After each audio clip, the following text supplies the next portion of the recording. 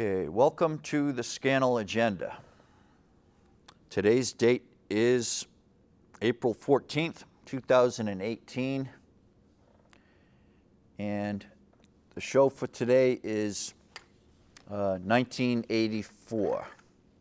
This is show, what, 84, 85? I'm not sure. Okay, show number 85, I think. We're having all kinds of troubles here. This one says U.S. blacklists Russian oligarchs. Wall Street Journal. So April 7 and 8. So we're in a war now, as I see it, with Syria. Active war was done by President Trump. I'm livid. So I have here, I'd like to read to you, George W. Bush, pre-invasion of Iraq speech. So, this is the White House, Washington, D.C., the 7th of October, 2002. So, that's a while ago. It's at 15 years ago, 16 years ago.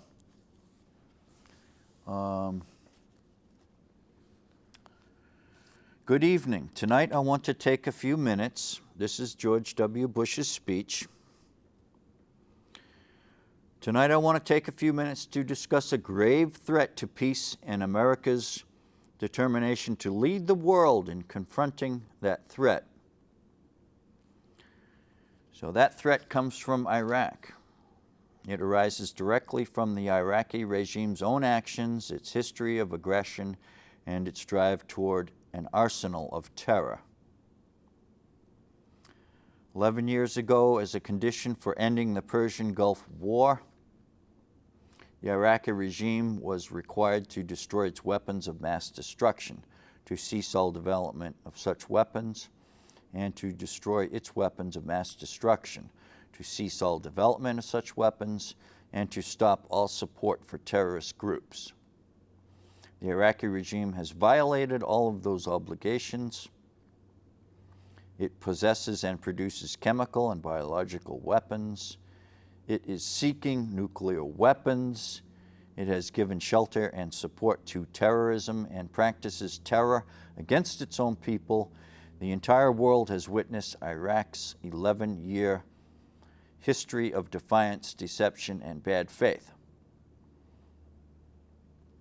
Okay, and then it goes on. We also must never forget the most vivid elements of recent history. September 11th, 2001. America felt its vulnerability, even to threats that gather on the other side of the earth. We resolved then, and we resolve today, to confront every threat from any source that could bring sudden terror and suffering to America. So,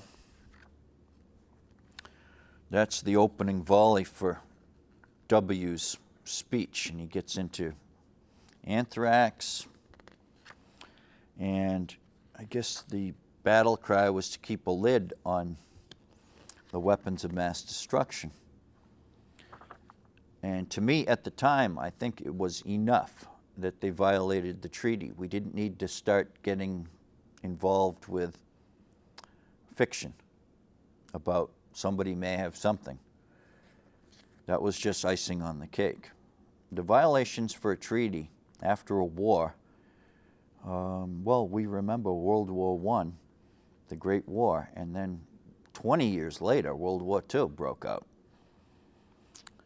So there are some lessons in history there. Your violations of the treaties should not go overlooked.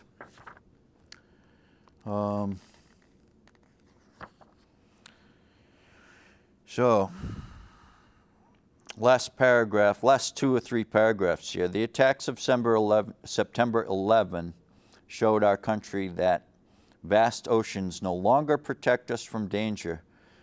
Before that tragic date, we had only hints of al-Qaeda's plans and designs. Today in Iraq, we see a threat whose outlines are far more clearly defined and whose consequences could be far more deadly. Saddam Hussein's actions have put us on notice. and there is no refuge from our responsibilities. We did not ask for this present challenge, but we accept it. Like other generations of Americans, we will meet the responsibility of defending human liberty against violence and aggression. By our resolve, we will give strength to others. By our courage, we will give hope to others. By our actions, we will secure the peace and lead the world to a better day. Thank you and good night. That's George W. Bush.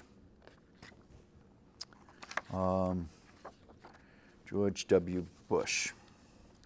From this book here. And that's a picture of President Bush. And I'm a Republican, but I don't remember voting for the Bushes. I'm sure I didn't. Either one of them. And I'm kind of I'm not a good Republican. And I'm very upset with, I'm on the second show. So I opened up the second show already while you were out.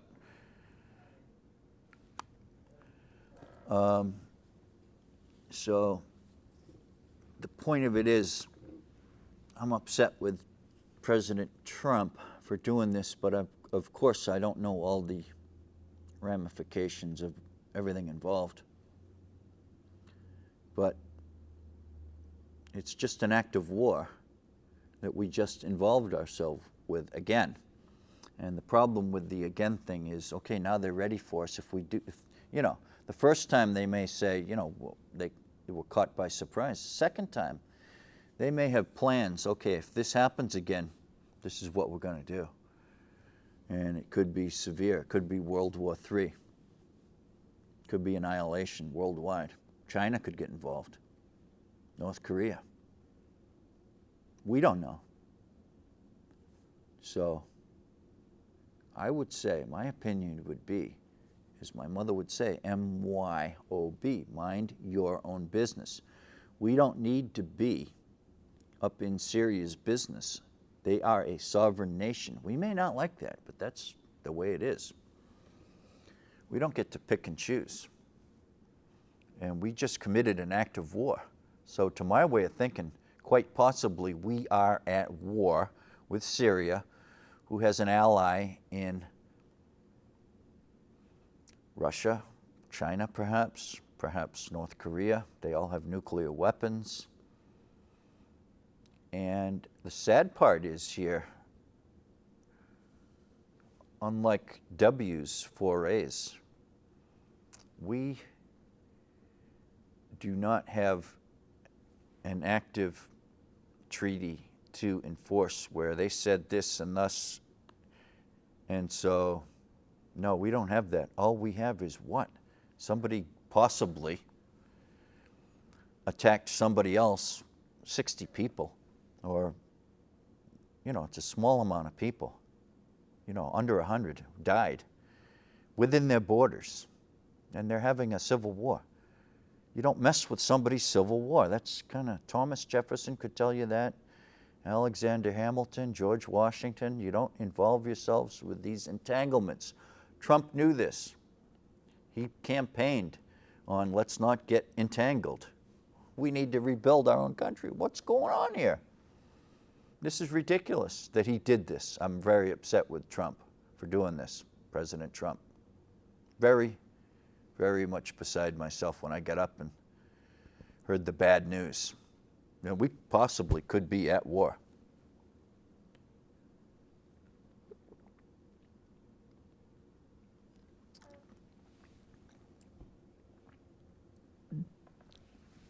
I would say there are many ways to bring the world together, but this is not one of them.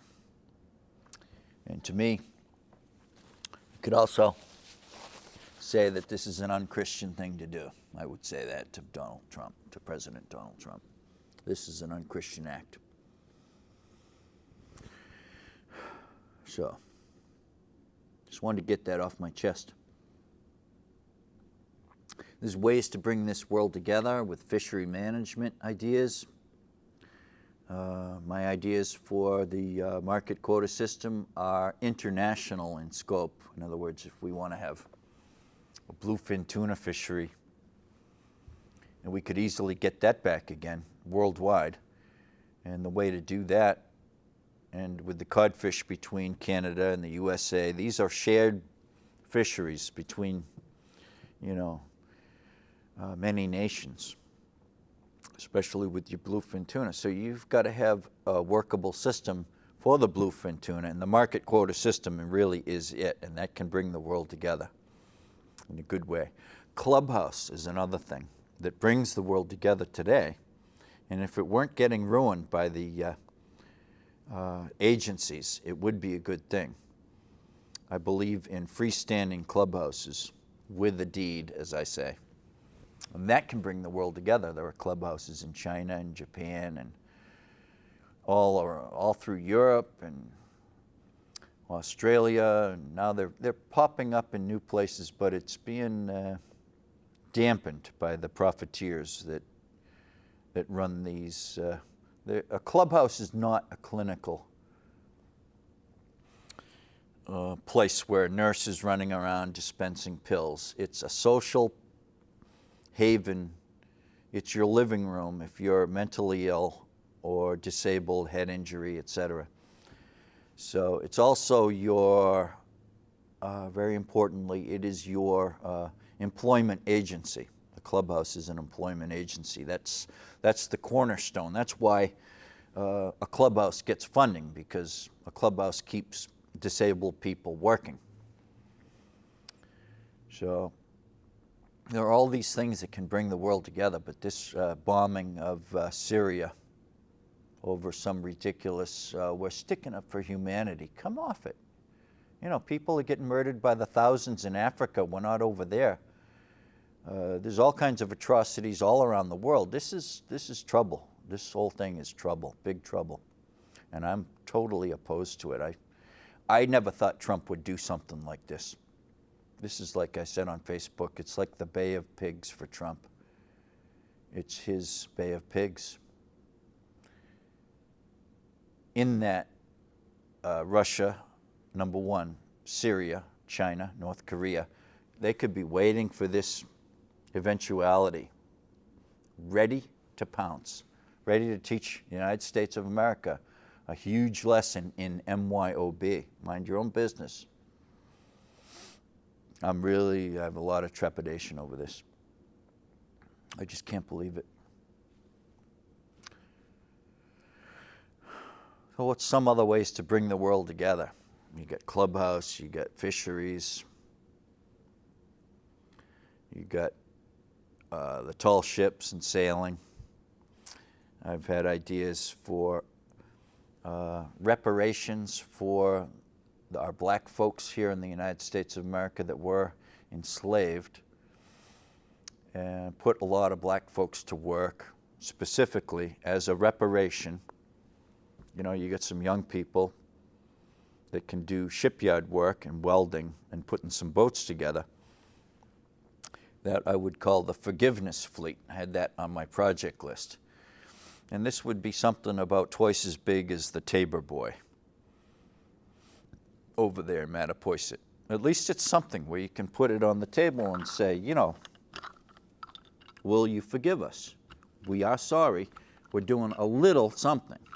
Okay? It's a way to sweeten the pot somewhat, and I would recommend this. This brings the world together. As well, these systems that I work with for sewage for Africa, where they have terrible sanitation systems, we can help out over there with some of these simple sanitation systems. And I would say read the book Liquid Gold.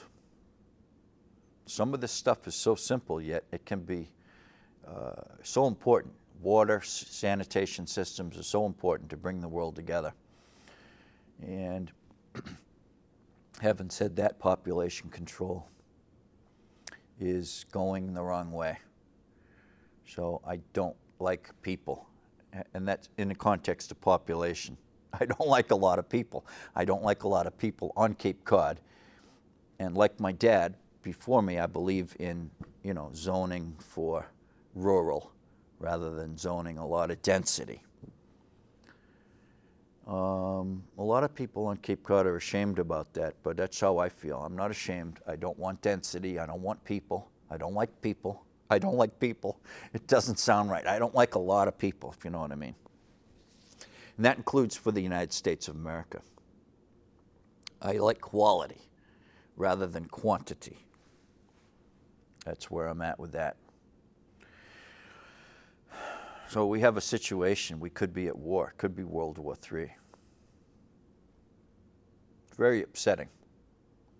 So I'd like to put on the 1984 program that was the play that was done by the Cape Cod Community College. So if anyone wants to sponsor that and help me do the legwork to get that on the on television, it was excellent. I saw the play, and it was so good. And our own Jamie Horton, who works here, was one of the stars, and they all did such a good job. Everyone did.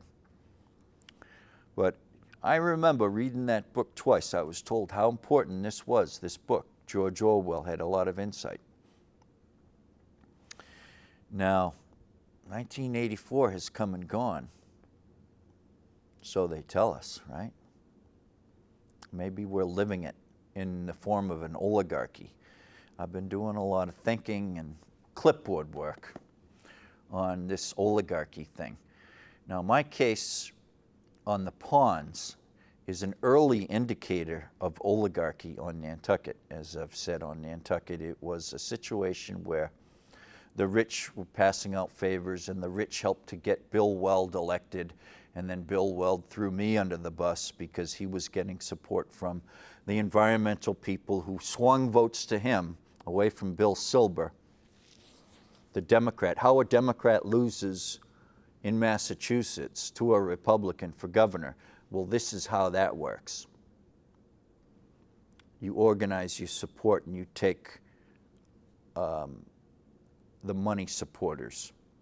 You know, your government workers, your government unions, your medical. There's a lot of different tentacles that are out there that gather these votes for the Republican governor, Governor Baker, Governor Cellucci, all the Republican governors. Governor Romney set my hackles up, so I kind of laid low for him while he was governor. I felt as though I would die if he got involved in my case, so I just had to lay low. And this is the case of the DNA switch. And all that indicates, it's an early indicator of the oligarchy. And that the earliest indication is when I would say the inception, again, was 30 days after Weld was elected, and he started making good on some of these promises to the extremes on the left. So when you're catering to the extremes on the left, and you happen to be a Republican governor, and you're supported by the money people who are giving out the little favors, and then they're getting favors, it's capitalism infecting democracy, actually, is what it is. But unregulated capitalism doesn't work. And this is another issue with America right now. Our capitalism is not well regulated. And this is the money in politics issue, which is so important that we get on this issue. Money in politics. If it escalates to the point where people are not interested in politics at all anymore, which is what has been happening the last 10, 20, 30 years, we're gonna be in more trouble, I think. So, the point of 1984 is that you had an overruling dictatorship. But my point would be oligarchy, dictatorship of democracy. You still have all the trappings of democracy, and that's key to keeping your oligarchy strong, is that you still have Republicans and Democrats. But they are in no way fighting with each other, which Governor Baker did a big speech, State of the Union, and everyone applauded. And Governor Baker said, we're all getting along here. Isn't that good? Isn't that wonderful? And everyone stood up and applauded, and we're all getting along. Republicans and Democrats are good friends now. This is oligarchy, is what that is. Because you want two parties to be friendly and work together and then oppose each other occasionally, but you don't want the oligarchy commanding the two parties. Now you have almost a dictatorship system going on. So we have to be very careful about who we let get knocked out of politics. Senator Wolf was knocked out of politics. I have been knocked out of politics. You have to be aware that the rich people's cheese food, which is local paper, let's say, the big local paper, is the rich people's news that they want us to eat up. And when they orchestrate the knocking out of Senator Wolf, who wanted to run for governor, knock him out, I think that was mostly the rich, the oligarchy, say, we can't work with this guy, Senator Wolf. He's not a puppet. We need the puppets. The oligarchy needs the puppets. The oligarchy has to have the puppets. That's it. That's the bottom line. That's not democracy, when we get these puppets getting lined up here to be elected. Now, let's change gears here.